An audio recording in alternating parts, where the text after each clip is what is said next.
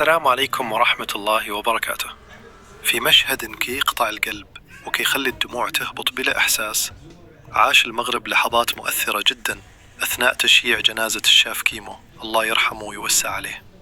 التبوريشة كانت بالدموع والحزن كان حاضر بقوة، لكن أكثر لحظة خلات الناس كاملين يتأثروا هي لحظة انهيار والدة الراحل. أمي مفجوعة، قلبها محروق، صوتها مخنوق بالوجع، ودموعها شاهدة على فراق ولدها. الأم اللي كانت دايما سند ودعمه اليوم واقفة قدام نعشه، غير مصدقة أن ولدها غادر الدنيا. لحظات فعلا تقشعر لها الأبدان، ومشاهد خلات بزاف ديال الحاضرين وحتى متابعي مواقع التواصل الاجتماعي ما يتمالكوا دموعهم.